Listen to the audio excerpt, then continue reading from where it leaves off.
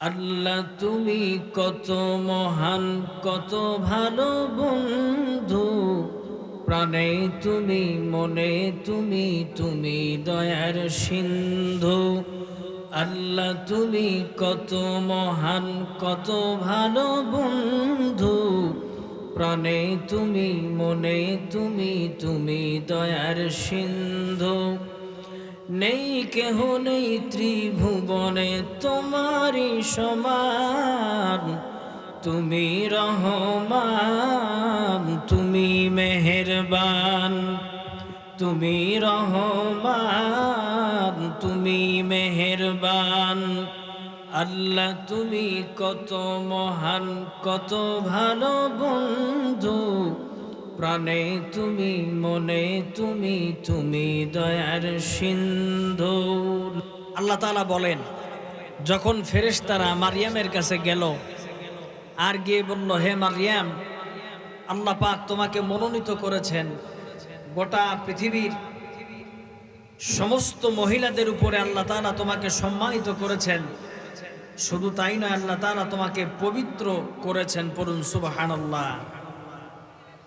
মারিয়াম আলাইহিস সালাম তিনি হযরত ঈসা পয়গম্বরের আম্মা। মারিয়াম এই মহিলা এতটাই সম্মানিত, আল্লাহ তাআলা তার শানে কোরআনে কারিমে একটা তার নাম অনুযায়ী সূরা নাজিল করেছেন। পড়ুন সুবহানাল্লাহ। খুব লক্ষ্য করুন, আল্লাহ বলছেন, وَإِذْ قَالَتِ الْمَلَائِكَةُ يَا مَرْيَمُ إِنَّ اللَّهَ اصْطَفَاكِ وَطَهَّرَكِ وَاصْطَفَاكِ عَلَى نِسَاءِ الْعَالَمِينَ। আল্লাহ তাআলা বলেন, নবীজি সেই সময়ের কথা আপনি স্মরণ করুন যখন ফেরেশতারা হযরত মারিয়ামের কাছে গিয়ে বললেন, মারিয়াম, আল্লাহ তাআলা আপনাকে মনোনীত করেছেন, আপনাকে পবিত্র করেছেন। আপনাকে আল্লাহ তাআলা গোটা সৃষ্টি জগতে যত নারী আছে সমস্ত নারীর উপরে আল্লাহ আপনাকে সম্মানিত করেছেন। পড়ুন সুবহানাল্লাহ। নবীজি হাদিস শরীফের ভিতরে বলেছেন, এই পৃথিবীতে সবচাইতে সম্মানিত দামি চারজন মহিলা, তার এক নম্বর হলো মারিয়াম, 2 নম্বর হযরত আসিয়া, আর 3 নম্বর হযরত খাদিজা, 4 নম্বর হযরত আয়েশা, এছাড়াও রাসূলের কন্যা ফাতেমা। এই 5 জন মহিলার সম্মান এত বেশি, আল্লাহ রাব্বুল আলামিন নিজে তাদের সম্মানে কোরআনে এবং রাসূল হাদিসে বলেছেন। পড়ুন মারিয়াম আলাইহিস সালাম তিনি তার আব্বা আম্মার একমাত্র কন্যা। কয়মাত্র? একমাত্র। তার কোনো ভাই নাই, বোন নাই। মারিয়ামের মা যার নাম হান্না বিনতে ফাকুস।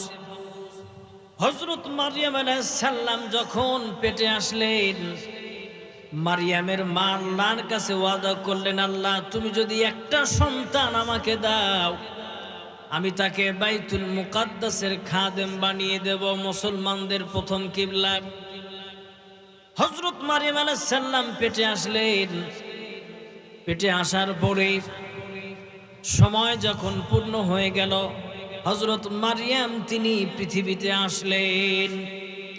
মারিয়াম আলাইহিস সালামের মা দোয়া করেছিলেন, মান্নত করেছিলেন, যদি আল্লাহ আমাকে একটা সন্তান দেয় তাহলে আমি বাইতুল মুকাদ্দাসের খাদেম বানিয়ে দেব।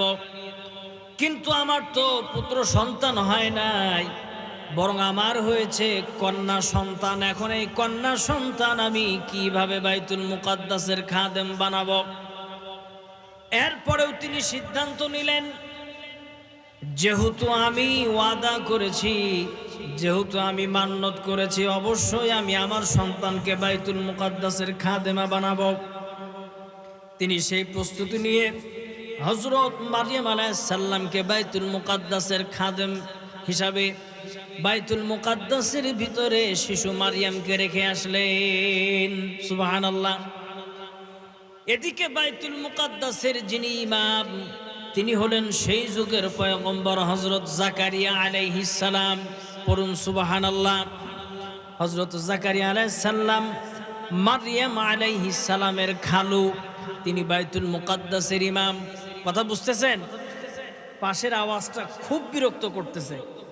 মাহফিলে কয়জন উপস্থিত হলো না হলো ওগুলো দেখার বিষয় নয়, কারণ হুজুর বলেছেন আমার উম্মতের ভিতরে 1000-এর ভিতরে মাত্র 999 জন যাবে জাহান্নামে, আর মাত্র 1 জন যাবে জান্নাতে। অতএব মাহফিলের ভিতরে বসার মানুষ বেশি হবে না, সেটা দেখার বিষয় নয়। আমি দৃষ্টি আকর্ষণ করে বলছি, যারা বাজারে আছেন মেহেরবানি করে আপনাদের চেঁচামেচি, আপনাদের বেচাকেনা খুব শালীনতার সাথে করুন, যাতে করে আলোচকের কথা বলতে কোনো সমস্যা না হয়। আল্লাহ তৌফিক দিন, পড়েন আমিন। হযরত জাকারিয়া আলাইহিস সালাম তিনি মারইয়াম আলাইহিস সালামের দেখাশোনা করছিলেন। হযরত মারইয়াম আলাইহিস সালাম বড় হতে শুরু করলেন। বাইতুল মুকাদ্দাসের পাশে তাকে একটা থাকার জন্য রুম দেওয়া হলো, ঘর দেওয়া হলো। হযরত জাকারিয়া মাঝে মধ্যে মারইয়ামের খোঁজ খবর নিতে যেতেন। হযরত মারইয়াম আলাইহিস সালামের রুমে ঢুকলেন হযরত জাকারিয়া, আল্লাহ বলছেন কুল্লামা দাখালা আলাইহা জাকারিয়াল মিহরাব ওয়াজাদা ইনদাহা রিজকা।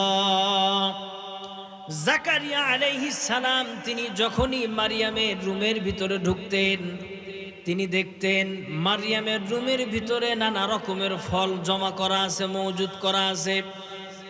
রুমের ভিতরে ফল মূল জমা করা আছে। এখন কি আম পাওয়া সম্ভব এই মৌসুমে? কিন্তু মারইয়াম আলাইহিস সালামের কাছে যত ফল জমা করা সব হলো অমৌসুমী ফল। হযরত মারইয়ামের এই অমৌসুমী ফল দেখে হযরত জাকারিয়া জিজ্ঞেস করলেন, মারইয়াম, তোমার কামরার ভিতরে এই অমৌসুমী ফল তুমি কিভাবে পাও, কোথা থেকে পাও? হযরত মারইয়াম আলাইহিস সালাম জবাব দিলেন, ক্বালাত হুয়া মিন ইনদিল্লাহ ইন্নাল্লাহা ইয়ারযুকু মান ইয়াশাউ বিগাইরি হিসাব। মারইয়াম আলাইহিস সালাম তিনি জবাব দিলেন, খালু, এই সব ফল আল্লাহ রাব্বুল আলামিন আমাকে আসমান থেকে পাঠিয়ে দেন। সুবহানাল্লাহ, আসমান থেকে পাঠিয়ে দেন। এই দৃশ্য যখন হযরত জাকারিয়া দেখলেন আর শুনলেন, এই সময় হযরত জাকারিয়ার বয়স হলো 100 বছর। কয় বছর? আর তার স্ত্রীর বয়স হলো 80 বছর, কোন বর্ণনা এসেছে 90 বছর। দুইজনই বৃদ্ধ আর বৃদ্ধা হয়ে গিয়েছেন। কিন্তু হযরত জাকারিয়ার স্ত্রী তিনি হলেন বন্দা, তার কোনো সন্তান হয় না। হযরত মারইয়ামকে আল্লাহ তাআলা মৌসুমী ফল খাওয়ান, এইটা দেখে হযরত জাকারিয়া মারইয়ামের রুমের ভিতর থেকে আল্লাহর কাছে দোয়া করলেন। আল্লাহ বলেন, হুনালিকা দা জাকারিয়া রাব্বা। জাকারিয়া তার রবকে মারইয়ামের কামরা থেকেই দোয়া করে ডাকতে শুরু করলো। ডেকে কি বলল? ক্বালা রাব্বি হাবলি মিন লাদুনকা যুররিয়াতান তাইয়্যিবা ইন্নাকা সামিউদ দুআ। হযরত জাকারিয়া তিনি আল্লাহর কাছে দোয়া করলেন, আল্লাহ, তোমার পক্ষ থেকে আমাকে একটা নেককার সন্তান দাও। মারইয়ামকে যদি তুমি অমৌসুমী ফল দিতে পারো, তাহলে আমাকে বৃদ্ধ বয়সে কেন একটা সন্তান দিতে পারবে না? দোয়া করলেন, আল্লাহ, তুমি আমাকে একটা সন্তান দাও। ইন্না রব্বি লাসামিউদ দুআ, নিশ্চয়ই তুমি দোয়া শোনো। আল্লাহ দোয়া শোনেন না? জোরে বলেন। অবশ্যই আল্লাহ দোয়া শোনেন। আল্লাহ তাআলা মাজলুমের দোয়া শোনেন, আল্লাহ তাআলা মুসাফিরের দোয়া শোনেন, আল্লাহ তাআলা মা বাবার দোয়া শোনেন। প্রত্যেকটা বান্দার দোয়া আল্লাহ পাক শোনেন। পড়ুন সুবহান। আল্লাহ, আল্লাহ দোয়া শোনেন। সেটা কিভাবে? হযরত নূহ আলাইহিস সালাম তিনি হলেন পৃথিবীর প্রথম রাসূল। এরপরে আল্লাহ রব্বুল আলামিন ধারাবাহিকভাবে অসংখ্য নবী রাসূল পাঠিয়েছেন।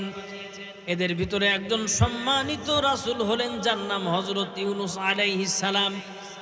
আমরা জানি তিনি 40 দিন পর্যন্ত মাছের পেটে অবস্থান করেছিলেন।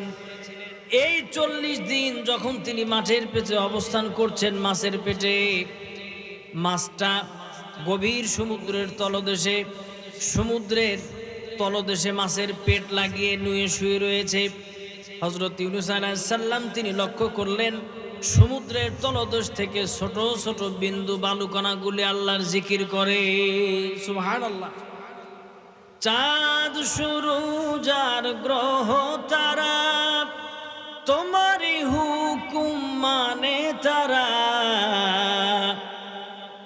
চাঁদ সূরজ আর গ্রহ তারা তোমারই হুকুম মানে তারা। সবই তো চলছে তোমারই হুকুমে, তরুলতা পাহাড় নদী। তুমি রহমান তুমি মেহেরবান, প্রশংসা শুধু তোমারই। তুমি রহমান তুমি মেহেরবান, প্রশংসা শুধু তোমারই। লা ইলাহা। হযরত ইউনূস আলাইহিস সালাম তিনি মাছের পেটে গভীর সমুদ্রের তলদেশে লক্ষ্য করলেন ছোট ছোট বালিকণাগুলি আল্লাহর জিকির করে। হযরত ইউনূস আলাইহিস সালাম গভীর সমুদ্রের তলদেশ থেকে তিনি দোয়া শুরু করলেন, লা ইলাহা ইল্লা আনতা সুবহানাকা ইন্নী কুনতু মিনাজ জালিমিন। আল্লাহু আকবার। আল্লাহ বলছেন, দুনিয়ার মানুষ গভীর সমুদ্রের তলদেশে ইউনূস যখন আমাকে ডেকেছিল, দুনিয়ার কেউ শোনে নাই, কিন্তু আমি আরশে আজিমের মালিক ইউনূসের ডাক শুনতে পেয়েছি। সুবহানাল্লাহ। শুধু শুনেই ক্ষান্ত হই নাই। ফাস্তাজাবনা লাহু ওয়া নাজ্জাইনাহু মিনাল গাম ওয়া কাযালিকা নুনজিল মুমিনিন। আমি আল্লাহ তাআলা ইউনূসের ডাকের সাড়া দিয়েছি। শুধু তাই নয়, এভাবে পৃথিবীর যত মুমিন আমার কাছে দোয়া করবে, আমি আল্লাহ তাআলা প্রত্যেকের ডাকের সাড়া দেব। সুবহানাল্লাহ। কোরআন বলছে, উজিবু দাওয়াতাদ দাঈ ইযা দাআন। যখন কেউ আমাকে ডাকে, আমি আল্লাহর সাথে সাথে সেই বান্দার ডাকে সাড়া দেই। সুবহানাল্লাহ। হযরত জাকারিয়া আল্লাহর কাছে দোয়া করলেন, আল্লাহ আমাকে একটা আপনার সন্তান দেন। আল্লাহ রব্বুল আলামিন সাথে সাথে তার দোয়া কবুল করলেন। এবার হযরত জাকারিয়া আলাইহিস সালাম রাতের বেলা তিনি নামাজে দাঁড়িয়ে গেছেন, তাহাজ্জুদের নামাজে দাঁড়িয়ে গেছেন। কোরআন বলছে, ফানাদাতহুল মালাইকাতু ওয়া হুয়া কাইমুন ইউসাল্লি ফিল মিহরাব আন্নাল্লাহা ইউবাশশিরুকা বিয়াহইয়া মুসাদ্দিকান বিকালিমাতিন মিনাল্লাহ وسيدا وحصورا ونبيا من الصالحين। জাকারিয়া তিনি যখন নামাজে দাঁড়িয়ে গিয়েছেন, এমন সময় ফেরেশতা জিবরাইল আমিন তার উপরে ওহী নাজিল করলেন আর বললেন, আন্নাল্লাহা ইউবাশশিরুকা, ও জাকারিয়া পয়গম্বর, আল্লাহ রব্বুল আলামিন তোমার দোয়া কবুল করেছেন আর তোমাকে একটা আল্লাহ পুত্র সন্তানের সুসংবাদ দিচ্ছেন। সুবহানাল্লাহ। যেই সন্তানের নাম হলো ইয়াহইয়া মুসাদ্দিকাম বিকালিমাতিন মিনাল্লাহ। তোমার এই সন্তান আল্লাহর কালেমাকে সাক্ষ্য দেবে, সত্যায়ন করবে। ওয়া সাইয়্যিদা, তোমার এই সন্তান নেতা হবে, ওয়া হাসুরা, এবং তোমাদের প্রতি আসক্তি হবে না। তিনি দুনিয়ায় কোনোদিন বিবাহ শাদী করবেন না। ওয়া নাবিয়্যাম মিনাস সালিহিন, আর তিনি নবীদের ভিতরে একজন হবেন। পড়েন সুবহানাল্লাহ। অবাক করা ব্যাপার। দোয়া করলেন, বয়স 100, স্ত্রীর বয়স 80, বন্ধা, দোয়া কবুল হয়ে গেছে। এখন জিবরাইল আমিন এসে যখন সুসংবাদ দিছে যে আপনার তো দোয়া কবুল হয়ে গিয়েছে, আল্লাহ আপনাকে একটা পুত্র সন্তান দেবেন, তিনি অবাক হয়ে গেলেন যে আমার পুত্র সন্তান কিভাবে হবে, আমার বয়স এত। তখন আল্লাহ বলছেন, ক্বালা কাযালিক, এভাবেই হবে, এভাবেই হবে। কারণ হলো কাযালিকাল্লাহু ইয়াফআলু মা ইয়াশা, তোমার আল্লাহ যা ইচ্ছা তাই করতে পারেন। সুবহানাল্লাহ। আমার ভাইরা, এদিকে হযরত মারইয়াম আলাইহিস সালাম তিনি বড় হতে শুরু করলেন। মনে আছে তো, হযরতে মারইয়াম বাড়তে লাগলেন, বড় হতে লাগলেন। হযরতে মারইয়াম আলাইহিস সালাম একদিন তিনি গোসলখানায় গোসল করছিলেন। এমন সময় একজন সুন্দর যুবক হযরত মারইয়াম আলাইহিস সালামের গোসলখানার ভিতরে প্রবেশ করলেন।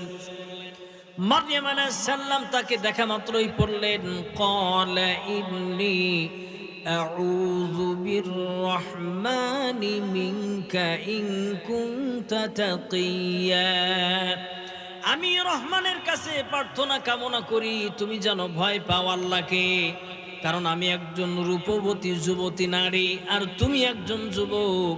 তুমি আমার গোসলখানায় কেন না জানি তুমি আমার সর্বনাশ করবে। এমন সময় ওই যুবক বলতেছেন, ক্বালা ইন্নামা আনা রাসূলু রাব্বিক লিআহাবা লাকি গুলামান যাকিয়া। ও মারইয়াম, ভয় পাওয়ার কোনো কারণ নাই, চিন্তিত হওয়ার কোনো কারণ নাই, কারণ আমি সাধারণ কোনো মানুষ নয়, কারণ আমি তোমার আল্লাহর পক্ষ থেকে জিবরাইল আমিন নাজিল হয়েছে। সুবহানাল্লাহ। আমার আসল চেহারা যদি তুমি দেখো সহ্য করতে পারবে না, এই জন্য আমি মানুষের আকৃতিতে এসেছি। কেন এসেছি? লিআহাবা লাকি গুলামান যাকিয়া, আমি তোমাকে একটা পুত্র সন্তান দিতে এসেছি। কি সন্তান? হযরত মারইয়াম তিনি বললেন, ক্বালাত রব্বি আন্না ইয়াকুনু লি ওয়ালাদুন ওয়া লাম ইয়ামসাসনি বাশার, কিভাবে আমার সন্তান হবে? আমাকে তো কোনো মানুষ, কোনো পুরুষ স্পর্শ করে নাই, আমি ব্যভিচারিণী নয়, তাহলে কিভাবে আমার সন্তান হবে? আল্লাহ জাকারিয়ার সন্তান হওয়ার ব্যাপারে যেমন বলেছিলেন, হযরত মারইয়ামের সন্তানের ব্যাপারেও আল্লাহ বললেন, ক্বালা কাযালিক, এভাবেই হবে। পড়ুন সুবহানাল্লাহ।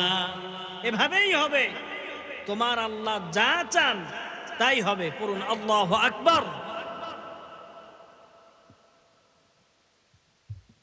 এবার জিবরাইল আমিন মারইয়াম আলাইহিস সালামকে তার সন্তানের বৈশিষ্ট্য বলছে, তোমার সন্তানটা কেমন হবে শোনো। ওয়ায়ুকাল্লিমুন নাসা ফিল মাহদি ওয়া কাহলাউ ওয়া মিনাস সালিহিন। ও মারইয়াম, আল্লাহ রব্বুল আলামিন তোমাকে এমন একটি সন্তান দেবেন, যেই সন্তান দোলনায় থাকা অবস্থায় এবং প্রাপ্ত বয়স্ক হওয়া পর্যন্ত, তোমার সন্তান দোলনা থেকে প্রাপ্ত বয়স্ক পর্যন্ত কথা বলবে। সুবহানাল্লাহ। এবং তিনি হবেন নেককার। এই হলো তোমার সন্তান। শুধু তাই নয়, ওয়া রাসূলান ইলা বানি ইসরাঈল, তোমার সন্তান দুনিয়ার সাধারণ কোনো সন্তান নয়, বরং তোমার সন্তান বনি ইসরাইলদের ভিতরে একজন বড় নবী হবে। পড়ুন সুবহানাল্লাহ। এইগুলি দিয়ে হযরত মারিয়ামকে সান্ত্বনা করার চেষ্টা করা হচ্ছে, সান্ত্বনা দেওয়ার চেষ্টা করা হচ্ছে যে তোমার সন্তান এত গুণসম্পন্ন হবে। কিন্তু মারিয়াম আলাইহিস সালামের জানে ভয় যে আমার বিবাহ হয় নাই, সন্তান যেভাবেই হোক মানুষ তো আমাকে বদনামি দেবে। বলুন কথা ঠিক কিনা? তিনি পেরেশান হয়ে গেলেন। কথা শেষ হয়ে গেল। এবার হযরত জিবরাইল আলাইহিস সালাম তিনি মারইয়াম আলাইহিস সালামের ওন্নাটা ধরলেন আর একটা ফুৎকার দিলেন, ফু দিলেন। আল্লাহ বলছেন ফাহামালাতুহু ফান্তাবাযাত বিহি মাকানান কসিয়া।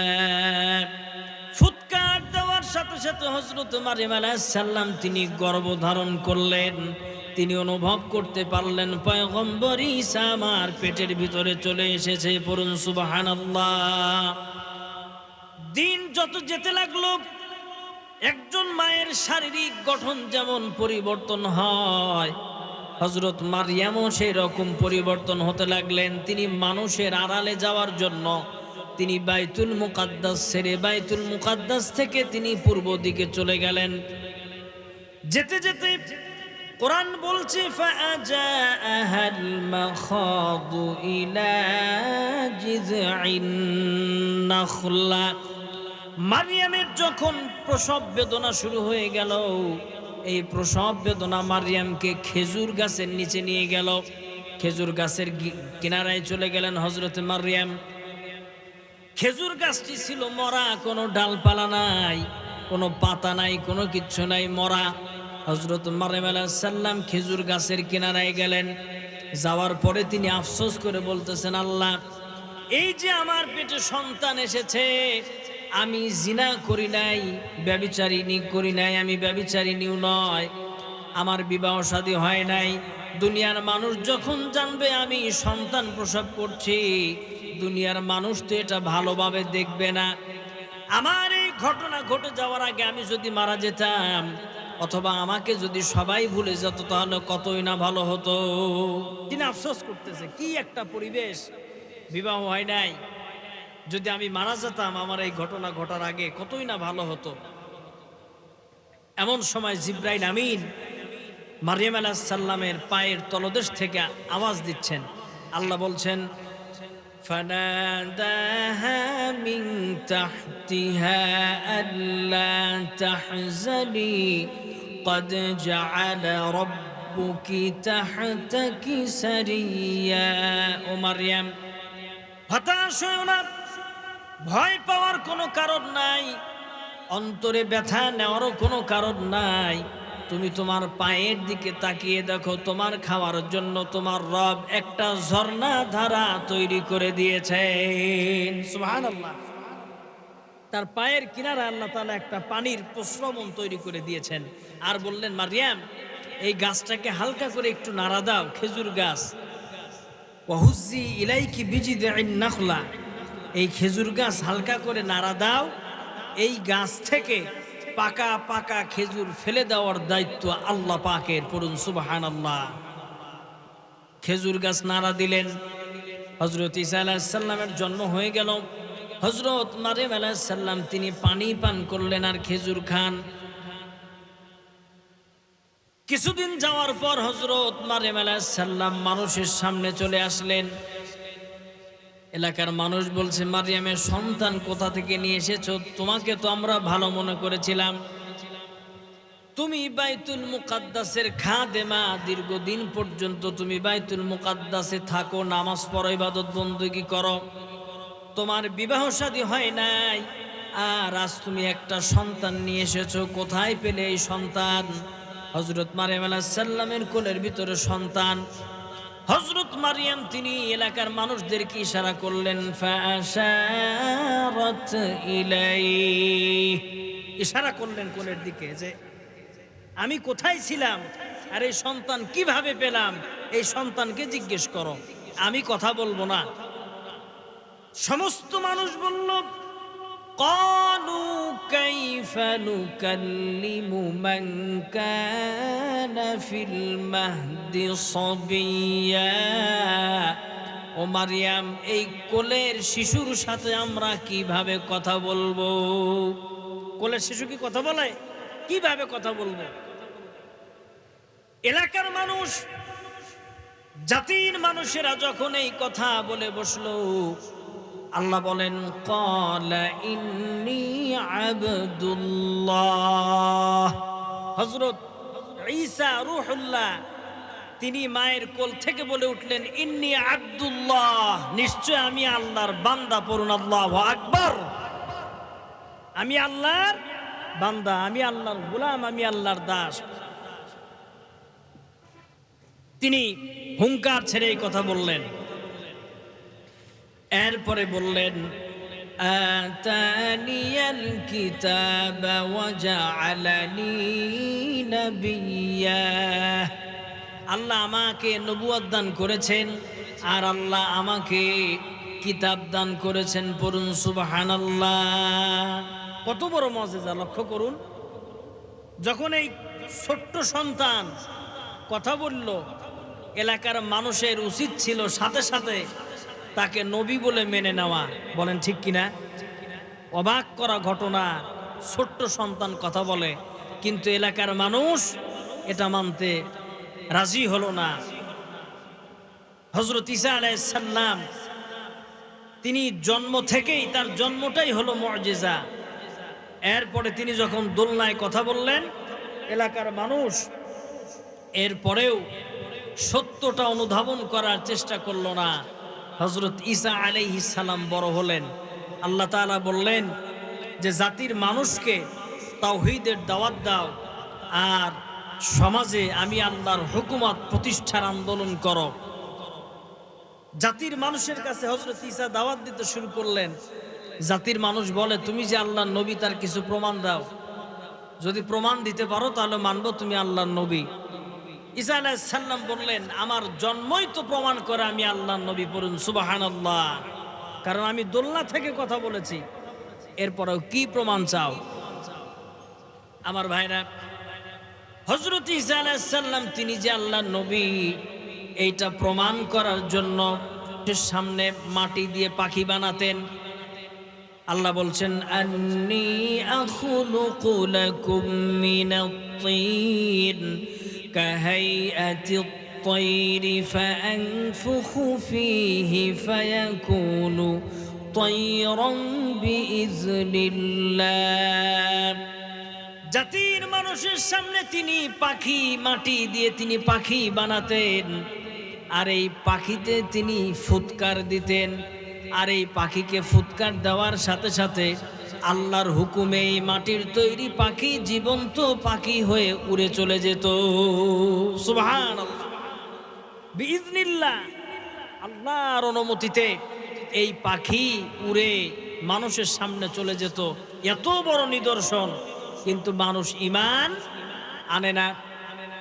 এরপরে ঈসা নবীকে আল্লাহ তাআলা আরো মুজিজা দিয়েছিলেন। আল্লাহ বলছেন ওয়া উবরিউল আকমাহা ওয়াল আবরাসা ওয়া উহয়িল মাউতা বিইজনিল্লাহ।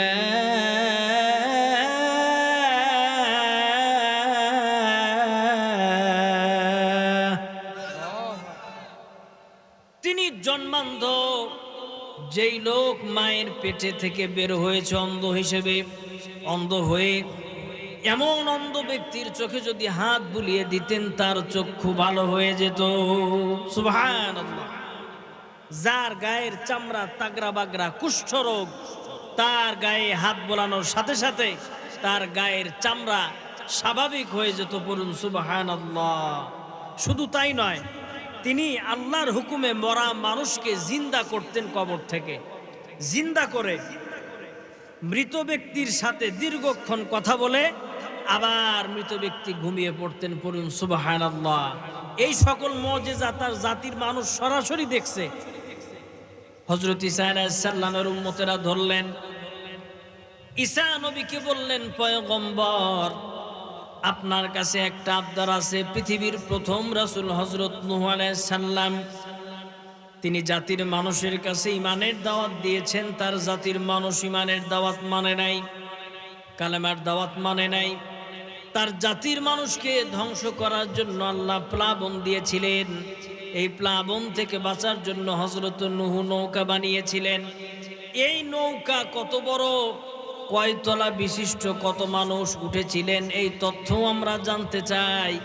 এই তথ্য জানার জন্য নূহ নবীর জামানার একজন মানুষকে আপনি জিন্দা করবেন।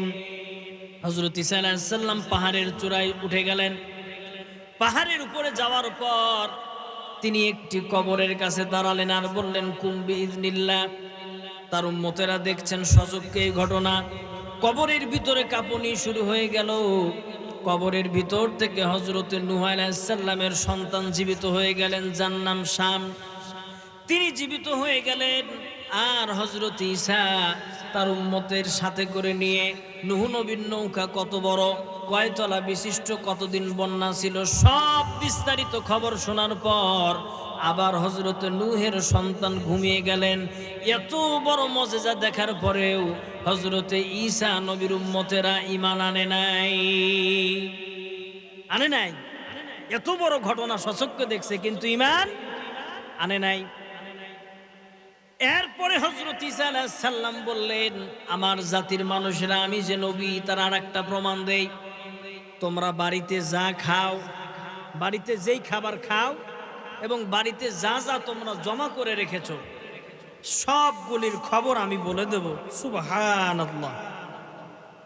আমরা এতগুলো মানুষ, বাংলাদেশের সব চাইতে বড় আলেমকেও যদি ডেকে নিয়ে আসেন, তিনি কি বলতে পারবেন যে আপনাদের ভিতরে কে কি খাইছে? জোরে বলেন। কোরআন বলছে, ওয়া উনাব্বিউকুম বিমা তাকুলুনা ওয়া মা তাদাখিরুনা ফি বুয়ুতিকুম ইন্না ফি যালিকা লাআয়াতান লাকুম ইন কুনতুম মুমিনিন। আল্লাহ সুন্দর করে বলছেন, ঈসা নবী বললেন, আমার জাতির মানুষেরা তোমরা বাড়িতে যা যা খাও আর যা কিছু তোমরা জমা করে রেখেছো সব আমি নবী বলে দেবো। এরপরেও তোমরা কেন বিশ্বাস করো না আমি নবী? মানে না, বিশ্বাস করে না তিনি নবী। আল্লাহ বলছেন, এই যে ঘটনাগুলো, এই যে নিদর্শন, এই যে অলৌকিক ঘটনা, এই ঘটনায় মানুষ ঈমান আনতে পারবে না। কারণ ঈমান আনার জন্য যে শর্ত, সেটি হলো আপনার বিবেক দিয়ে আল্লাহর সৃষ্টি জগৎ দেখতে হবে, বুঝতে হবে, তাহলে ঈমান পাবেন। কারণ হলো অলৌকিক ঘটনা দেখলে মানুষ ঈমান তো আনেই না, বরং এই এতগুলো ঘটনা দেখার পরে ঈসা নবীকে তার জাতির মানুষ কি বলেছে লক্ষ্য করুন। তারা বলেছে, লাকাদ কাফারাল্লাযীনা ক্বালু ইন্নাল্লাহা সালিসু সালাসা। এতগুলো মুজিজা ঈসা নবী তার জাতির মানুষকে দেখালেন, কিন্তু তার জাতির মানুষ বলে বসলো আল্লাহ হলো তিনের এক। আল্লাহ হলো মোট তিনজন। আল্লাহর স্ত্রী মারিয়াম আর আল্লাহর সন্তান ঈসা। পড়ুন নাউজুবিল্লাহ।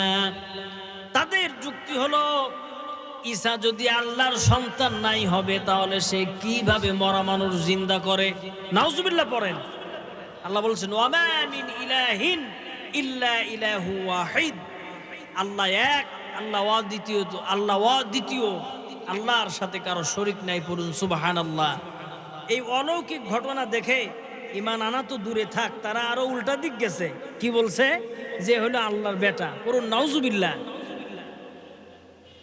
অনেক মানুষের দ্বারা এই সাধনা ত্যাগ তিতিক্ষা করে অলৌকিক ঘটনা ঘটানো সম্ভব।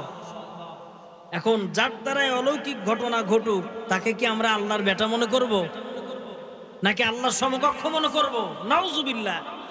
নবীদের মাধ্যমে যে অলৌকিক ঘটনা ঘটেছে এটাকে বলে মুজিজা। কি বলে? মুজিজা। আবার নবীরা ছাড়া আল্লাহওয়ালা সাধারণ মানুষ এবং বেধর্মী যারা, তাদেরও সাধনার মধ্য দিয়ে অলৌকিক অবাস্তব ঘটনা ঘটা সম্ভব। কিন্তু এই ঘটনা মানুষকে ঈমান আনতে সহযোগিতা করে না। যাদের ঈমান আছে তারাই ঘটনা দেখে ঈমান বাড়ে, কিন্তু অমুসলিমরা আরো বেশি গুমরা হয়। আরো বেশি কি হয়? গুমরা হয়। মধ্যযুগীয় বিখ্যাত দার্শনিক নাম হলো আল বিরুন। মুসলিম বিজ্ঞানী আল বিরুন, খুব লক্ষ্য করেন, মনোযোগ আছে এদিকে, এদিকে একটু তাকান তো, একটা মজার ঘটনা বলবো, এদিকে তাকান, মনোযোগ আছে? আশা করছি আপনারা জীবনে শোনেন নাই, এখন যেটা বলবো ইনশাআল্লাহ মনোযোগ আছে তো। আল বিরুন তিনিও ভবিষ্যৎ বলতে পারতেন। তিনি কি বলতে পারতেন? ভবিষ্যৎ। তার চেষ্টা সাধনার মধ্য দিয়ে আল্লাহ পাক তাকে এই জ্ঞান দান করেছিলেন, তিনি ভবিষ্যৎ বলতে পারতেন। তিনি যেই জামানায় বসবাস করতেন সেই সময় দেশের প্রধান যিনি ছিলেন তার নাম সুলতান মাহমুদ গজনী। কি নাম? সুলতান মাহমুদ গজনী। সুলতান মাহমুদ গজনী তিনি আল বিরুনকে ডাকলেন আর বললেন, তুমি তো ভবিষ্যৎ বলতে পারো, আমি বাদশাহ যেই রুমের ভিতরে ঘুমাই সেই রুমের দরজা 4টা। কয়টা? আরো জোরে বলুন। আমি আমার রুমে ঢোকার পরে কোন দরজা দিয়ে বের হব এটা তোমাকে লিখে দিতে হবে। এই কাগজটা আমি আমার বিছানার নিচে লুকিয়ে রাখব এবং আমি দরজা দিয়ে বের হওয়ার পরে আমি তোমার কাগজ পড়ে দেখব যে তুমি যেই দরজা দিয়ে বের হওয়ার কথা লিখেছো আমি সেই দরজা দিয়ে বের হইছি কিনা, কারণ তুমি তো ভবিষ্যৎ বলতে পারো। ঠিক আছে, বাদশার হুকুম, ভবিষ্যৎ না লেখার উপায় আছে? আমার ভাইরা, সুলতান মাহমুদ গজনী তিনি তার রুমের ভিতরে ঢুকলেন। ঢোকার পরে আল বিরুনকে বললেন, এবার লেখো। আল বিরুন তিনি লিখলেন। লেখার পরে বাদশার তোশকের নিচে তিনি লুকিয়ে রাখলেন। এবার বাদশাহ কত বড় চালাক, তিনি দ্রুত মিস্ত্রিকে খবর দিলেন, মিস্ত্রি তাড়াতাড়ি আসো, আমার ঘরের যে 4টা দরজা এই দরজার কোনো দরজা দিয়ে আমি বের হব না, আমার ঘরের পূর্ব পার্শ্বে নতুন দরজা একটা বানাও, সেই দরজা দিয়ে আমি বের হব, আর আল বিরুনকে চিরদিনের জন্য আমি জব্দ করব। 4টা দরজার একটা দিয়েও আমি বের হব না। মিস্ত্রি ডাকা হলো, মিস্ত্রি আসলেন, পূর্ব সাইডের দেয়াল ভাঙলেন, নতুন দরজা বানালেন। বাদশা তিনি দরজা থেকে বের হয়ে আসলেন। দরজা থেকে বের হওয়ার পর প্রহরীদেরকে বললেন, এবার তোশকের নিচ থেকে সেই লেখা নিয়ে আসো। লেখার পরে দেখলেন কি আশ্চর্য ব্যাপার, আল বিরুন লিখে রেখেছেন, বাদশা আপনার 4টা দরজার কোন দরজা দিয়ে আপনি বের হবেন না, বরং পূর্ব পার্শ্বে নতুন দরজা বানায়া তারপরে আপনি বের হবেন। পড়ুন আল্লাহু আকবার। সাধারণ মানুষ। বাদশা এই খবর যখন শুনলেন তিনি রাগান্বিত হয়ে গেলেন। আল বিরুন তিনি বাদশার ঘরের ছাদের উপরে দাঁড়িয়ে বাদশা প্রহরীদেরকে বললেন, আল বিরুনকে ছাদের উপর থেকে নিচে ফেলে দাও। রাগ হয়ে গেছে, এইভাবে ডস খাইছে, 4 দরজা দিয়ে যে কোনো এক দরজা দিয়ে তো আমি বের হবই, সেইভাবে হয়তো আল বিরুন লিখে দিবি তিনি চালাকি করে নতুন দরজা বানাইছে। কিন্তু আল বিরুন সে তো আর চোখ বুঝে কাবা দেখে নাই, সে তো যথাযথ জ্ঞান অর্জনের মাধ্যমে তিনি লিখেছেন যে আপনি নতুন দরজা বানাবেন। প্রহরীরা রাজার কথা মতো ছাদের উপর থেকে তাকে ফেলে দিছে। তো রাজার রুমের ভিতরে যেন মশা মাছি না ঢোকে এই জন্য তার বিল্ডিং এর চতুর্পার্শ্বে মশারির মতো জাল টানানো। আল বিরুন জালের উপরে পড়ছে, পায়ে কিছুটা ব্যথা পাইছে, খুব একটা ক্ষতি হয় নাই। এবার বাদশা বলতেছে, আল বিরুন প্রতিদিন সকালে সারাদিন তার ভাগ্যে কি ঘটনা ঘটবে সে যে লিখে রাখে সেই বই নিয়ে আসো, দেখি ছাদ থেকে পড়ে যাওয়ার কথা আছে নাকি। সেই বই সংগ্রহ করা হলো। এখন বইয়ের ভিতর লেখা, দেখে যে লেখা রয়েছে, আল বিরুন বলছে যে আসপদ আসবে এবং বিপদটা আসবে উপর থেকে। কোত্থেকে? আমি উপর থেকে পড়ে যাব, কিন্তু বড় ধরনের কোনো ক্ষতি হবে। বাদশা আরো অবাক হয়ে গেলেন, রাগ জিদ কন্ট্রোল করতে না পেরে তাকে জেলখানায় ঢুকিয়ে দিলেন। পরের নাউজুবিল্লাহ। আচ্ছা বলুন তো দেখি, ঈসা নবীকে যে আল্লাহ তাআলা মুজিজা দিয়েছিলেন, একজন সাধারণ মানুষ চেষ্টা সাধনার মাধ্যমে এই রকম অলৌকিক ঘটনা ঘটা সম্ভব কি সম্ভব না বলুন? সম্মানিত উপস্থিতি, এই যে তিনি অলৌকিক ঘটনা ঘটালেন এটা তার ইচ্ছা মতো হতে পারে না, এটা আল্লাহ পাক ওলি আল্লাহদের সম্মানার্থে করে থাকেন। কখন এই ঘটনা ঘটবে সেই ব্যক্তিও বলতে পারে না, জানতে পারে না। পড়ুন সুবহানাল্লাহ। আমার ভাইরা, এবার যেটা আপনাদের সামনে বলতে চাই, 289 হিজরির ঘটনা। খলিফা মুতাদিদ আল্লাহওয়ালা মুসলিম শাসক, তিনি দিনের বেলায় দুপুরের সময় তিনি খাওয়া দাওয়া করে ঘুমিয়ে পড়েছেন তার ঘরের বিছানায়। হঠাৎ করে তিনি ঘুম থেকে জেগে উঠলেন আর সেনাবাহিনীদেরকে ডাকলেন, বললেন, তোমরা দ্রুত দাজলা নদীর কিনারায় চলে যাও। কোথায়? দাজলা নদীর কিনারায় চলে যাও। দাজলা নদীতে যে নৌকা সবার প্রথম ভাটির দিকে যাবে সেই নৌকাকে গ্রেপ্তার করে আমার কাছে নিয়ে আসো, নৌকার মাঝিকে। সেনাবাহিনীরা চলে গেলেন, তারা দাজলা নদীর কিনারায় দাঁড়িয়ে আছেন। বাচ্চার হুকুম অনুযায়ী কোন নৌকাওয়ালা প্রথমে ভাটির দিকে নৌকা নেয়। হঠাৎ করে তারা লক্ষ্য করলেন একজন নৌকাওয়ালা ভাটির দিকে নৌকা নিয়ে যায়। সেনাবাহিনীরা খপ করে তাকে ধরে ফেললেন, বাচ্চার দরবারে নিয়ে আসলেন।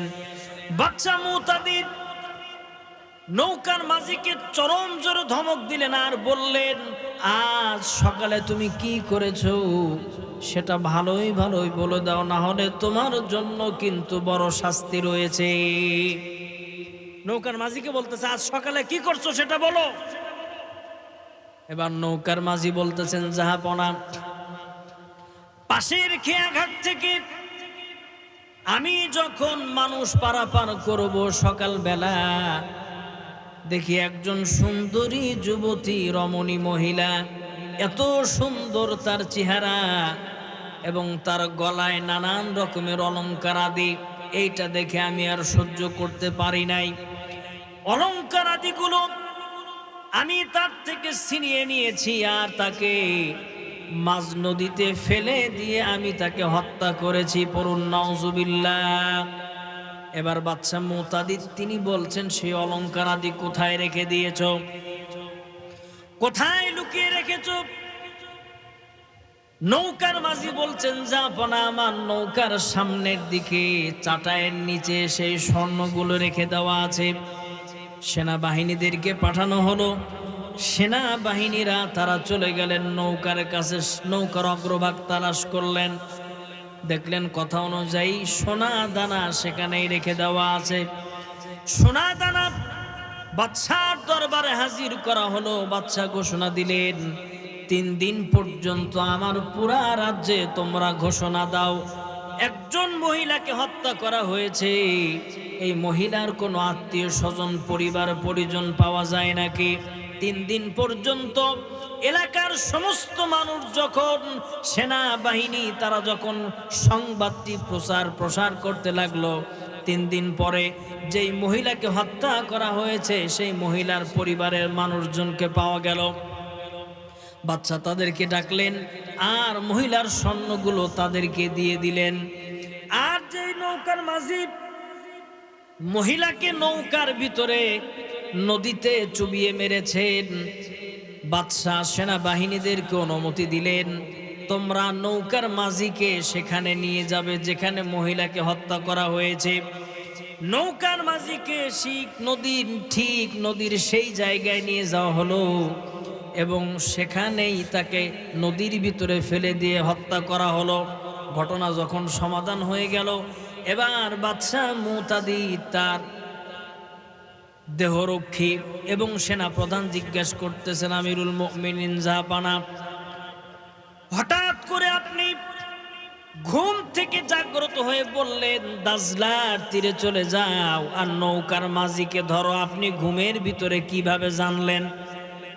এবার বাদশা মুতাদিদ বলতেছে, আমি যখন ঘুমিয়ে আছি তখন আমি আমার দোজাহানের বাদশাহ হযরত নবী পাকের সাথে স্বপ্নে আমার সাক্ষাৎ হয়েছে। সুবহানাল্লাহ। স্বপ্নের ভিতরে আল্লাহ নবী আমাকে বলছেন, মুতাদিদ তুমি আরামে ঘুমাও, আর তোমার দেশের ভিতরে এত বড় অন্যায় হয় তাড়াতাড়ি ধরো, আর কোরআন অনুযায়ী তুমি তাকে তাড়াতাড়ি শাস্তির আওতায় আনো। পড়ুন সুবহানাল্লাহ। একজন মানুষ স্বপ্নের ভিতরে অপরাধীদেরকে খুঁজে পেতে পারে, এমন অসংখ্য অলৌকিক ঘটনা আল্লাহ তাআলা নবী রাসূল এবং সাধারণ মানুষদেরকে দিয়ে আল্লাহ ঘটিয়েছেন।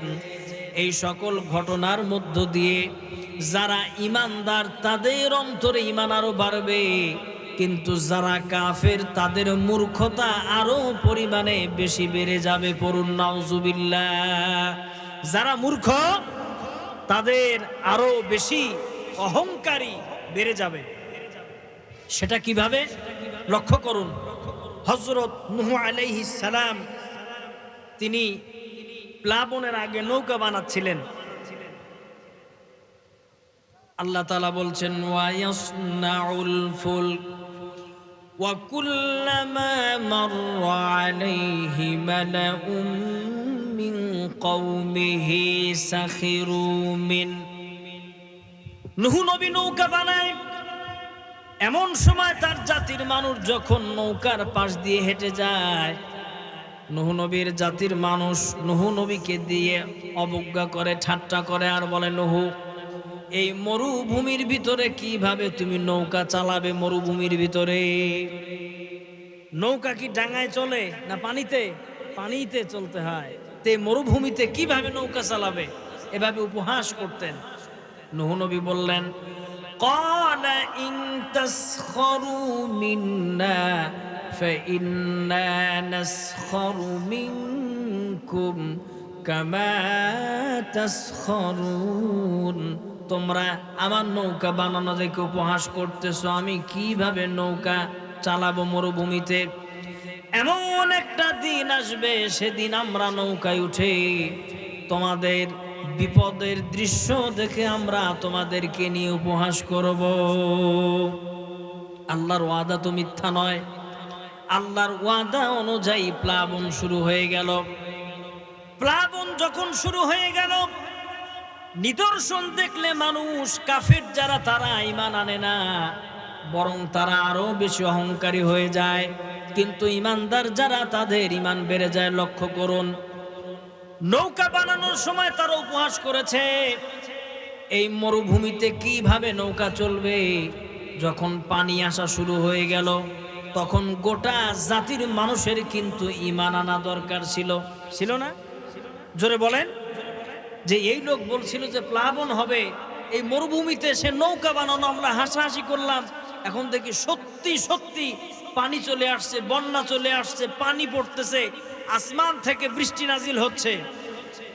আল্লাহ বলছেন, ফাফাতাহনা আবওয়াবাস সামাই বিমাইন মুনহামির। আসমান থেকে লাগাতার মুষলধারে বৃষ্টি শুরু হওয়া শুরু করে দিল, আর জমিন থেকে পানি ওঠা শুরু করলো। এরপরেও তার জাতির মানুষ ঈমান আনে নাই। নূহ নবী তার ছেলেকে ডাকলেন, ইয়া বুনাইয়া রকাম মা'না ওয়ালা তাকুম মা'আল কাফিরিন। আল্লাহু আকবার। পানি চলে আসছে, নিজের সন্তান, মায়া তো একটু বেশি, তিনি ডাকলেন, সন্তান, ইয়া বুনাইয়া রকাম মা'না, আমাদের সাথে নৌকায় ওঠো, ওয়ালা তাকুম মা'আল কাফিরিন, কাফেরদের দলে থাইকো না। তুমি বলেছিলে নৌকা কিভাবে চলবে মরুভূমিতে, আমার কথা মতো পানি তো আসছে, তার মানে আল্লাহর গজব শুরু হয়ে গেছে, তাড়াতাড়ি ওঠো নৌকায়। বলুন, নূহ নবীর সন্তান এত বড় আল্লাহর নিদর্শন, আল্লাহর গজব স্বচক্ষে দেখার পরে তার নৌকায় ওঠা দরকার ছিল কি ছিল না বলেন? অবশ্যই ছিল। কিন্তু সে যেহেতু কাফের, নূহ নবীর প্রতি যেহেতু সে ঈমান আনে নাই, এই জন্য আল্লাহর নিদর্শন তার কোনো উপকারে আসে নাই। সে নূহ নবীকে জবাব দিল, قال سآوي إلى جبل يعصمني من الماء আমার পিতা আমাকে নিয়ে আপনি চিন্তা করবেন না আসমান থেকে বৃষ্টি পড়ছে পড়ুক তাতে কোনো সমস্যা নাই আপনার পেরেশান হওয়ার কোনো কারণ নাই আমি সবচাইতে বড় পাহাড়ে উঠব এরপরও আপনার নৌকায় আমি উঠতে পারবো না পড়ুন নাউজুবিল্লাহ এত বড় নিদর্শন কিন্তু সে নৌকায় উঠবে না আমার ভাইরা আরেকটা বিষয় এই পৃথিবীতে আল্লাহ রাব্বুল আলামিন যত নবীর সাথে কথা বলেছেন তার ভিতরে অন্যতম হযরত মূসা আল্লাহ বলেন ওয়া কাল্লামাল্লাহু মূসা তাকলিমা নিশ্চয়ই তোমার আল্লাহ মূসার সাথে কথা বলেছেন পড়ুন সুবহানাল্লাহ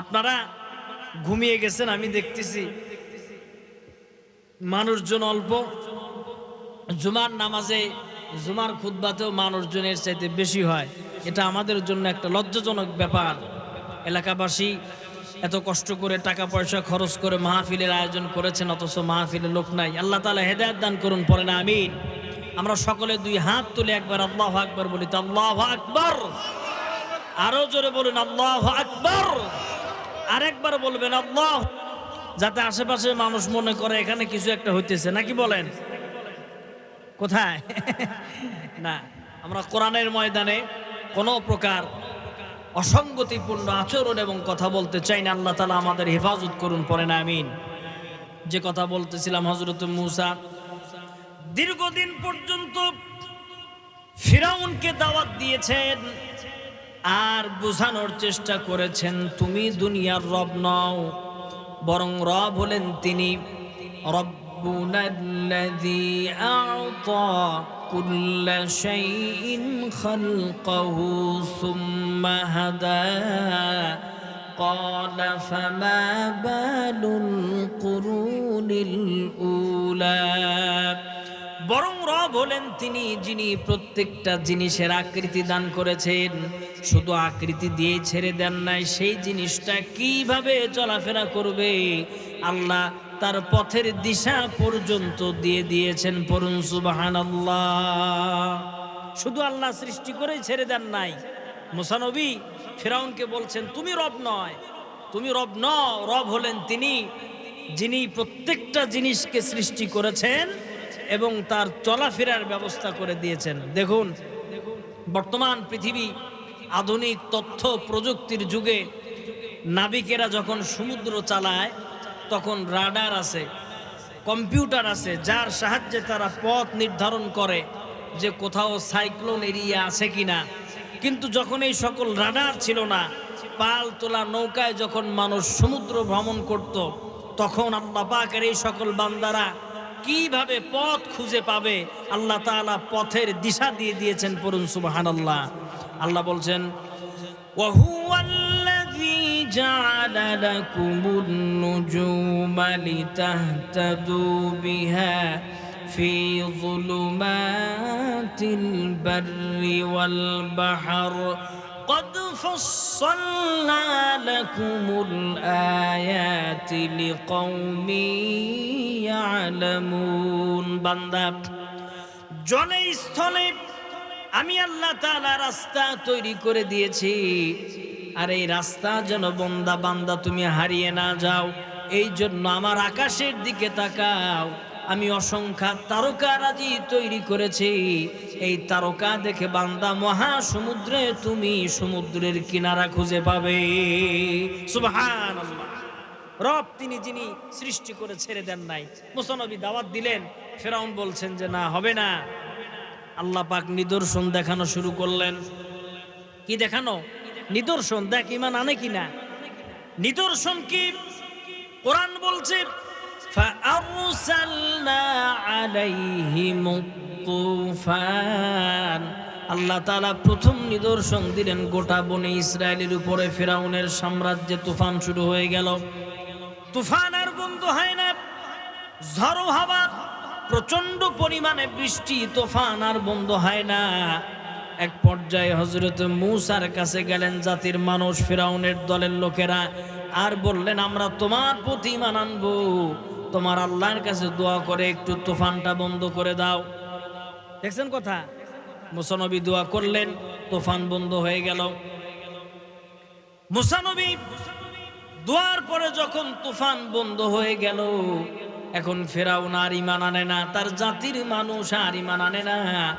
এমন সময় আল্লাহ বলেন فأرسلنا عليهم الطوفان والجراد والقمل والضفادع والدم آيات مفصلات فاستكبروا وكانوا قوما مجرمين। এরপর আল্লাহ তাআলা পঙ্গপাল দিলেন, এমন পোকামাকড় যেখানেই যায় শুধু পোকা আর পোকা। মূসা নবী দোয়া করলেন, পোকা চলে গেল। এরপরে আল্লাহ দিলেন রক্ত, এত পরিমাণে রক্ত, গোটা নীল নদ রক্তে লাল হয়ে গেল। এমনকি গাছ কাটলে কষ বের হতো না, রক্ত বের হতো। মূসা নবী দোয়া করলেন, আল্লাহ দূর করে দিলেন। এরপরে আল্লাহ তাআলা গজব হিসাবে দিলেন উকুন, এত পরিমাণে উকুন, যেখানে খায় সেখানে উকুন, রান্না করে উকুন, সব জায়গায় উকুন আর উকুন, তারপরেও ঈমান আনে না। দোয়া করলেন, উকুন চলে গেল। এরপর আল্লাহ দিলেন ব্যাং, সব জায়গা ব্যাং, রান্না করতেছে লাফ মারিয়ে পাতিলের ভিতরে ব্যাং পড়ে গেছে, সব জায়গা ব্যাং, হাটে বাজারে উঠতে বসতে খেতে ব্যাং আর ব্যাং। মূসা নবী দোয়া করলেন, কিন্তু দোয়া কবুল করে আল্লাহ তাআলা ব্যাং দূর করে দিলেন, গজব দূর করে দিলেন, জাতির মানুষ ঈমান আনে না। কাজেই সম্মানিত উপস্থিতি, কোনো মানুষ যদি ঈমান আনতে চায় তাহলে অলৌকিক ঘটনা দেখে ঈমান আনার সুযোগ নাই। তবে যারা ঈমানদার তারা অলৌকিক ঘটনা দেখলে তাদের ঈমান আরো বৃদ্ধি পাবে। পড়ুন সুবহানাল্লাহ। ঈমান আনতে হবে, আল্লাহর প্রতি বিশ্বাস স্থাপন করতে হবে। আল্লাহ পাকের সৃষ্টি, এই পৃথিবীর গতিধারা, সৃষ্টি জগতের জীবনযাত্রা, এইটা উপলব্ধি করে আল্লাহ পাকের অস্তিত্ব সম্পর্কে অনুভব করা যাবে। কাজে আল্লাহ পাক আমাদের সকলকে তার অস্তিত্ব এবং তার সৃষ্টি জগৎ নিয়ে বেশি বেশি গবেষণা করার, চিন্তা ভাবনা করার তৌফিক দিন, পড়ে না আমিন। সম্মানিত উপস্থিতি, আমরা জানি এটি একটা মসজিদের মাহফিল, এখানে উন্নতি কল্পে মসজিদের মাহফিল। কাজেই আমাদের জন্য পরকালে নাজাতের জন্য দান সদকার প্রয়োজন আছে না নাই? জোরে বলেন। অবশ্যই আমাদেরকে দান করতে হবে, দানের বিকল্প নাই। যেহেতু প্রতিষ্ঠান আপনাদের, আমাদেরকে একদিন চলে যেতে হবে সেই মাটির কবরে। কাজেই আল্লাহ পাক আমাদের জন্য জান্নাতের একটা সুন্দর বাড়ির ব্যবস্থা করে দেন। এই জন্য আমরা এই মসজিদের জন্য কিছু টাকা দান করতে চাই। আমি আপনাদের সামনে আর বেশিক্ষণ বিরক্ত করব না, শুধু কিছু টাকা আপনাদের কাছ থেকে নেব। আমার জন্য নাকি মসজিদের জন্য? মসজিদের জন্য। আপনারা দেবেন না ইনশাল্লাহ? আল্লাহ পাক দেওয়ার তৌফিক দিন, পরে নামিন। খুব লক্ষ্য করুন, আল্লাহর নবী তিনি বলছেন, আমার উম্মতের ভিতরে কেউ যদি একটা টাকা হালাল কামাই থেকে আল্লাহর রাস্তায় দান করেন, জোরে বলুন কয় টাকা? সেই দান আল্লাহ রব্বুল আলামিন তার কুদরতি হাতে গ্রহণ করেন। কুদরতি হাতে একটা টাকা আল্লাহ তাআলা গ্রহণ করে তিনি বসিয়ে রাখেন না। তোমরা যেমন গরুর বাছুর লালন পালন করে বড় করো, আল্লাহ রব্বুল আলামিন ওই একটা টাকা বড় করতে থাকেন। সুবহানাল্লাহ। বড় করতে করতে এত পরিমাণে করে দেন যে হাসরের ময়দানে এক টাকা যিনি দান করেছিলেন সেই বান্দার আমলনামায় এক টাকার বিনিময়ে উহুদ পাহাড় সম পরিমাণ সওয়াব আমলনামায় ঢুকিয়ে দেবেন। সুবহানাল্লাহ। আমার ভাইয়েরা, আল্লাহ তাআলা বলছেন, মুমিন বান্দাদের কাছে আমি আমার জান্নাত বিক্রি করে দিয়েছি, আর বিনিময়ে তাদের জান আর মাল আমি আল্লাহ ক্রয় করে নিয়েছি।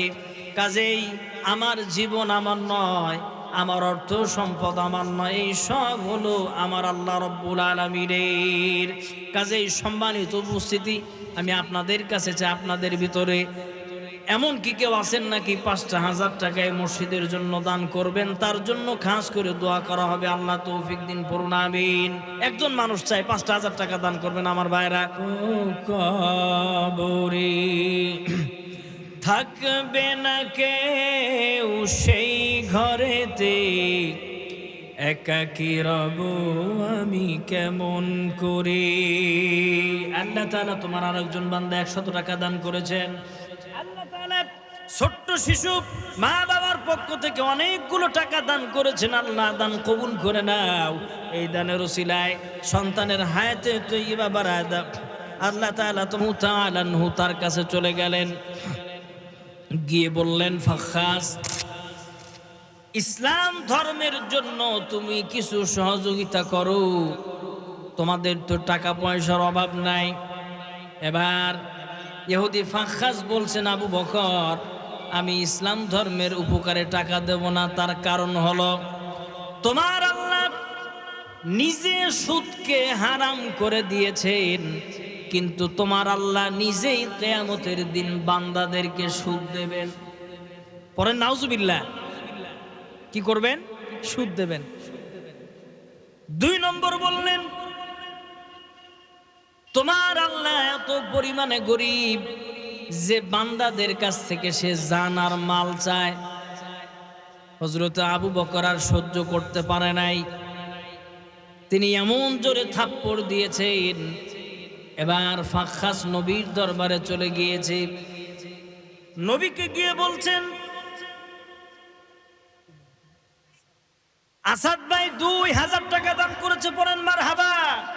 আল্লাহ তাআলা তোমার বান্দার দান কবুল করে নাও। আল্লাহ তাআলা এই দানের ওসিলায় তার তামাম জিন্দেগীর সমস্ত অপরাধগুলো মাফ করে দাও। আল্লাহ বালা মুসিবত দূর করো। মা বাবা,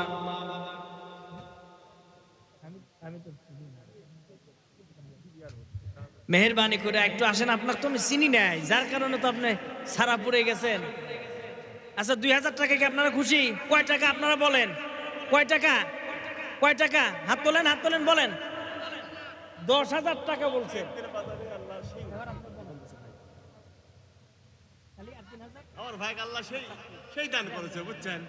আল্লাহ তাআলা তোমার আরেকজন বান্দা, না না, আচ্ছা, লিল্লাহে তাকবীর। আল্লাহ তাআলা তোমার বান্দা ৩,০০০ টাকা দান করেছেন। আল্লাহ দান কবুল করে নাও, জানামালে বরকত দিয়ে দাও। এই দানের ওসিলায় তার আপনজন যারা মাটির কবরে, আল্লাহ প্রত্যেককে তুমি কিয়ামত পর্যন্ত জান্নাতের বাগানে শুয়ে দাও। পড়েন আমিন। মনে আছে তো? হযরত আবু বকর তার বিরুদ্ধে ফাখাস নিয়ে গেলেন রাসূলের দরবারে বিচার, আর গিয়ে বলছেন, ইয়া রাসূলুল্লাহ, আপনার সাহাবী আমাকে থাপ্পড় মেরেছেন। আল্লাহর নবী তিনি বিশ্বাস করতে পারেন না, কারণ আবু বকর এত নরম। আবু বকরের পক্ষে কাউকে থাপ্পড় দেওয়া সম্ভব নয়। যদি ওমরের নামে বিচার আসতো তাহলে মেনে নিতাম। হযরতে আবু বকরকে বলছেন, হযরতে আবু বকরকে আল্লাহর নবী জিজ্ঞেস করলেন, আবু বকর তুমি কি থাপ্পড় দিয়েছো? বলছেন, হ্যাঁ। কেন থাপ্পড় দিয়েছো? এবার আবু বকর বলছেন, এই ইহুদি আল্লাহর নামে খারাপ মন্তব্য করেছে। বলে, কি মন্তব্য করেছে? বলছে, তোমার আল্লাহ কোরআনে সুদ হারাম করেছেন, অথচ আল্লাহ সুদ দেবেন। সেটা কিভাবে? তোমার আল্লাহ বলেছেন, আমার রাস্তায় আমার কোন বান্দা যদি ১টি টাকা দান করে, তাহলে তাকে কিয়ামতের দিন লক্ষ কোটি গুণে সেই সওয়াব বাড়ায় দেব। এটা তো সুদ। এটা কি সুদ? ইহুদি বলতেছে।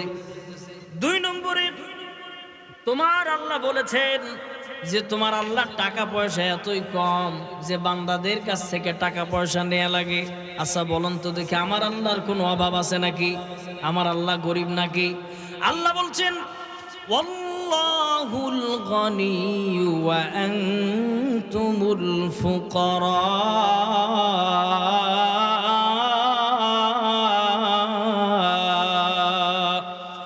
আমি আল্লাহ তাআলা অমুখাপেক্ষী, আমার কোনো জিনিসের অভাব নাই, বরং গোটা পৃথিবীর সমস্ত সৃষ্টি জগৎ গরিব। আমি আল্লাহর কাছে সকলেই মুখাপেক্ষী। পড়ুন সুবহানাল্লাহ। আমার ভাইরা, মা বোনেরা বলেন জিন্দাবাদ। মা বোনেরা আরো জোরে বলেন জিন্দাবাদ। অনেকগুলো টাকা দান করেছেন। আল্লাহ তাআলা ডিম বিক্রি করা টাকা, কদু বিক্রি করা টাকা তোমার রাস্তায় দান করেছেন। এই সকল মা বোনদেরকে তুমি হযরত আয়েশা, খাদিজা, ফাতেমার সাথে জান্নাতে যাওয়ার ব্যবস্থা করে দিও, পড়ুন আমিন। আল্লাহ তাআলা তোমার আরেকজন বান্দা 200 টাকা দান করেছে, আল্লাহ দান কবুল। কি নাম?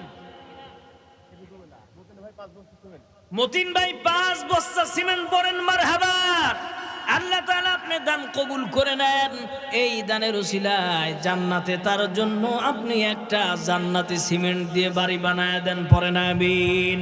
জমেলা নামে একজন মহিলা 200 টাকা দান করেছে, আল্লাহ তাআলা দান কবুল করে নাও। মা বোনদের জন্য একটু দোয়া করে সকলে হাত তোলেন। আল্লাহ তাআলা যে সকল মা বোনেরা নিজের সাধ্য মতো 5 টাকা 10 টাকা তোমার ঘরে দান করলো, আল্লাহ প্রত্যেক মা বোনের তামাম জিন্দেগির গুনাহ খাতাগুলি মাফ করে দাও। আল্লাহ সকল মা বোন যদি সন্তান হারিয়ে থাকে, স্বামী হারিয়ে থাকে, ভাই হারিয়ে থাকে, আল্লাহ প্রত্যেক আত্মীয়র কবরকে কিয়ামত পর্যন্ত জান্নাতের বাগান বানিয়ে দাও। আল্লাহ তাআলা কাল কিয়ামতের ময়দানে মুসিবতের সময় যেদিন নবী রাসূলুল্লাহ পর্যন্ত নাফসি নাফসি করতে থাকবে, ওই মুসিবতের দিন তোমার দানকারিনী মহিলা বান্দিদেরকে তুমি হযরতে খাদিজার সাথে জান্নাতে যাওয়ার ব্যবস্থা করে দিও, পড়েন আমিন।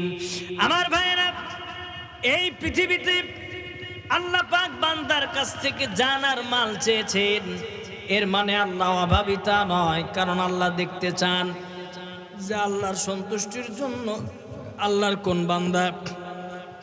কোন বান্দা তার রাস্তায় জানার মাল দিতেছে, আল্লাহ এটা দেখতে চান। কাজেই আমরা যদি আল্লাহর জান্নাত পেতে চাই, আমরা যদি জান্নাতে যেতে চাই, আমাদের জানার মাল আল্লাহর রাস্তায় না দিয়ে বিকল্প কোনো রাস্তা নাই। কোরআন বলছে, ইন্নাল্লাহা আশতারা মিনাল মুমিনিনা আনফুসাহুম ওয়া আমওয়ালাহুম বিআন্না লাহুমুল জান্নাত। নিশ্চয় আমি আল্লাহ তাআলা মুমিনদের জান আর মাল কিনে নিয়েছি, আর বিনিময়ে আমার জান্নাত আমি আমার বান্দাদেরকে দিয়ে দিয়েছি। অতএব জান্নাত যদি আমরা পেতে চাই, আমাদের জান আর মাল আল্লাহকে দিয়ে দিতে হবে। আল্লাহর আইন সমাজে বাস্তবায়নের জন্য আমার অর্থ যদি দেওয়ার প্রয়োজন পড়ে, অর্থ দিতে হবে। আমার জীবন যদি দিতে হয়, জীবনও দিতে হবে। কারণ আল্লাহ নবীর মতো মানুষ যদি তাফের ময়দানে, উহুদের ময়দানে রক্ত ঝরায়, জান্নাতে যাওয়ার জন্য জান্নাতের সর্দার ইমাম হাসান হুসাইন তারা যদি কারবালার প্রান্তরে শাহাদাত বরণ করেন, আর আমি আপনি শুধুমাত্র মসজিদের কোনায় বসে তাসবিহ পড়ে জান্নাতে যাব, এটা হবে না। বরং জান্নাতে যদি যেতে চাই, আল্লাহর রাস্তায় জান আর মাল দিয়ে সংগ্রামের বিকল্প নাই, সংগ্রাম করাই লাগবে। কাজেই আল্লাহর রাস্তায় আমাদের জান মাল প্রত্যেকটি কাজ আমরা আল্লাহর রাস্তায় ব্যয় করতে চাই, আর এর বিনিময়ে আমরা আল্লাহ পাকের কাছে জান্নাত চাই। আল্লাহ তৌফিক দিন, পড়েন আমিন। একটু জিকির করেন, লা ইলাহা। আকাশের মালিক যে আল্লাহ, জমিনের মালিক সে আল্লাহ, হায়াতের মালিক যে আল্লাহ, মৌতের মালিক সে আল্লাহ। লা ইলাহা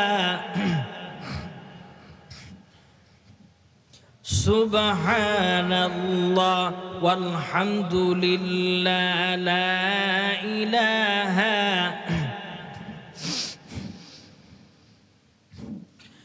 হুজুর বলেছেন, কোন বান্দা যদি একবার সুবহানাল্লাহ আর একবার আলহামদুলিল্লাহ পড়ে, তাহলে হাসরের ময়দানে আল্লাহ যে মিজান বসাবেন, দাড়ি পাল্লা, বান্দার গুনাহ মাপার জন্য, নেক আমল মাপার জন্য যে দাড়ি পাল্লা বসাবেন, কোন বান্দা যদি একবার খালেস নিয়তে ঈমান আনার পর সুবহানাল্লাহ আলহামদুলিল্লাহ পড়ে, সেই বান্দা কিয়ামতের দিন দেখবে আল্লাহর এই দুইটা জিকিরের কারণে তার দাড়িপাল্লা নেকি দ্বারা পরিপূর্ণ হয়ে গেছে।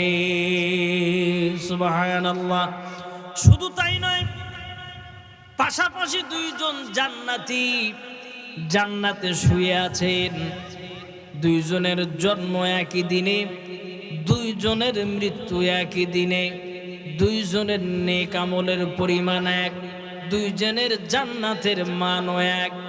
কিন্তু একজন ব্যক্তির জান্নাতের বিছানা থেকে সুন্দর গন্ধ আসে, আর একজনের জান্নাতের বিছানা থেকে সুন্দর গন্ধ আসে না। আল্লাহকে জিজ্ঞেস করবেন, আল্লাহ আমাদের নেক আমল এক, আমাদের জন্ম একদিনে, আমাদের মৃত্যু একদিনে, আমাদের জান্নাতের মান এক, কিন্তু তার বিছানা থেকে সুন্দর একটা স্পেশাল গন্ধ আসে, আর আমার জান্নাতের বিছানা থেকে কেন আসে না? তখন আল্লাহ জবাব দেবে, বান্দা, কারণ হলো তোমার বিছানায় আসে না আর তার বিছানায় আসে, কারণ হলো তোমার চাইতে আমার ওই বান্দা জীবনে একবার বেশি সুবহানাল্লাহ বলেছিল। সুবহানাল্লাহ। এই জন্য হাঁটতে চলতে ফিরতে আমাদের জবান সদা সর্বদা জারি রাখা লাগবে, লা ইলাহা, জোরে লা ইলাহা, লা ইলাহা, লা ইলাহা ইল্লাল্লাহু মুহাম্মাদুর রাসূলুল্লাহ। এই কালেমার পাওয়ার এত বেশি যে এই কালেমা যখন একজন বান্দা পড়ে ফেলে, সেই বান্দা পৃথিবীতে আর কোনো জিনিসের সামনে মাথা নত করতে পারে না। এই কালেমা এমন একটি পাওয়ারফুল কালেমা, যেই কালেমার মধ্য দিয়ে আল্লাহ বান্দাকে এত সম্মানিত করেন যে কিয়ামতের দিন যে জীবনে একটা বার ঈমান সহকারে এই কালেমা পড়েছে, আল্লাহ পাক তাকে জান্নাতের ভিতরে ঢুকিয়ে দেবেন। পড়ুন সুবহানাল্লাহ। আমার ভাইরা, এই কালেমার আন্দোলন করতে গিয়ে সাহাবায়ে কেরাম তারা জীবন দিয়েছেন, নবী রাসূলুল্লাহ পর্যন্ত জীবন দিয়েছেন। হযরত খুবাইব খাব্বাব রাদিয়াল্লাহু তাআলা আনহুর ইতিহাস আমরা জানি। তারা গোলাম ছিল মক্কার মানুষের। ঈমান আনার কারণে কাফেররা তার উপরে এমন পরিমাণে নির্যাতন করেছেন যে হযরতে বিলাল রাদিয়াল্লাহু তাআলা, আপনারা সকলে একটু সামনের দিকে আগে আসেন, এদিকে আসেন, যাতে মেহেরবানি করে রাস্তাটা একটু পরিষ্কার রাখেন, যাতে করে মানুষের চলাচল সুবিধা হয়। হ্যাঁ, একটু আগে বসেন, যেহেতু প্রধান মেহমান আসবেন। আমরা, কি নাম আপনার? আব্দুল খালেক সাহেব, বলেন মারহাবা। দান কবুল করে নেন, জানে মালে বরকত দিয়ে দেন। আল্লাহ এই দানের উসিলায় তার তামাম জিন্দেগীর গুনাহ খাতাগুলি আপনি মাফ করে দেন, পড়েন আমিন। হযরত বিলাল, তাকে উমাইয়া নির্যাতন করতে শুরু করলো। মরুভূমির ভিতরে তাকে চিৎ করে শোয়ালেন, বুকের উপর পাথর চাপায় দিলেন, আর বললেন, বিলাল, আল্লাহ নাই, আল্লাহ নাই, মুহাম্মদ যে নতুন ধর্ম নিয়ে এসেছেন তার উপরে তোমার ঈমান আনা চলবে না, অবিচল আনা চলবে না, অবিচল থাকা চলবে না। হযরতে বিলাল জীবন চলে যায়, প্রাণ পাখি বের হয়ে যায়, কিন্তু হযরত বিলাল বলেন, আহাদ আহাদ আহাদ, কারণ কালেমা পড়ে আমি যে আল্লাহর প্রতি ঈমান এনেছি, আমার জীবন যাকার থাক, আমি সেই আল্লাহর প্রতি ঈমান আর ছাড়তে পারবো না। পড়ুন সুবহানাল্লাহ। এই বিলালের মর্যাদা এত পরিমাণে বেড়ে গেল ঈমান আনার কারণে। যেই পৃথিবীর শ্রেষ্ঠ ইমাম, যিনি নবীদের ইমাম, তিনি হলেন রাহমাতাল লিল আলামিন। রাহমাতাল লিল আলামিন, নবী রাসূলদের পর্যন্ত তিনি ইমাম। আল্লাহ রাব্বুল আলামিন এই ইমামের মুয়াজ্জিন হিসাবে হযরত বিলালকে তিনি পছন্দ করলেন। সুবহানাল্লাহ। হযরত বিলালের মুখের জড়তা ঠিক মতো তিনি আজান দিতে পারেন না। সাহাবায়ে কেরাম মদিনায় আসার পর হযরত বিলালের নামে রাসূলের দরবারে নালিশ করলেন, ইয়া রাসূলুল্লাহ, আপনার সাহাবী বিলালের আজান স্পষ্ট হয় না, সহি হয় না, শুদ্ধ হয় না, অতএব বিলালকে আর মুয়াজ্জিন রাখা যাবে না। নবী গো, আপনি বিলালের জায়গা নতুন মুয়াজ্জিন নিয়োগ দেন হযরত বিলাল। আল্লাহ রাব্বুল আলামিনের উপর ভরসা করে মসজিদে নববীর মুয়াজ্জিনের দায়িত্ব ছেড়ে দিলেন। আর রাতের বেলায় তিনি আল্লাহর কাছে দোয়া করলেন, আল্লাহ আমার গায়ের রং কালো, আমার মুখের জড়তা দূর হয় নাই, সব তুমি দান করেছো। আর আমার এই সকল দোষের কারণে যারা আজ আমাকে মুয়াজ্জিনি থেকে, নবীর মুয়াজ্জিন হওয়া থেকে যারা আমাকে বের করে দিল, আল্লাহ তাদের ব্যাপারে আমি তোমার কাছে মামলা দিলাম, তুমি এর বিচার করো। পরের দিন ফজরের সময় নতুন মুয়াজ্জিন সুললিত কণ্ঠে আজান দিতে শুরু করে দিয়েছে। এত সুন্দর আজান হয়, কিন্তু আর সকালবেলা পূর্ব দিগন্ত থেকে সূর্য ওঠে না। পড়েন আল্লাহু আকবার। আল্লাহর রাসূল মসজিদে নববীতে প্রবেশ করলেন, তিনি নামাজের অপেক্ষায়। এমন সময় হযরত জিবরাইল আমিন এসে বললেন, ইয়া রাসূলুল্লাহ, আপনার সাহাবী হযরত বিলাল যতক্ষণ পর্যন্ত আজান না দেবে ততক্ষণ পর্যন্ত আল্লাহ রাব্বুল আলামিনের সূর্য পূর্ব দিগন্তে আর উদিত হবে না। পড়ুন সুবহানাল্লাহ। একজন কালো মানুষ, যার তেলাওয়াত অসহি, যার উচ্চারণ সঠিক হয় না, সে হলেন পৃথিবীর শ্রেষ্ঠ মুয়াজ্জিন শুধুমাত্র ইমানের কারণে, ইমান আনার কারণে, ইমানের পরীক্ষায় উত্তীর্ণ হওয়ার কারণে এত পরিমাণে তিনি মার খেয়েছেন ইমানের জন্য, যে ইসলামের ইতিহাসে যেই সকল সাহাবা একরাম বেশি নির্যাতনের শিকার হয়েছেন তার ভিতর হযরত বিলাল হলেন অন্যতম। পড়েন আল্লাহু আকবার। যেই বিলাল ঈমান আনার কারণে নির্যাতনের শিকার হলেন, তিনি আল্লাহর নবীর কাছে মর্যাদা পেলেন। যে বিলাল নির্যাতনের শিকার হয়ে অজ্ঞান হয়ে গেলেন, সেই কালেমা পড়ে আমার আপনার কোনো প্রকার কষ্ট হয় না, নির্যাতন আসে না, জেল আসে না, জরিমানা আসে না, জুলুম আসে না।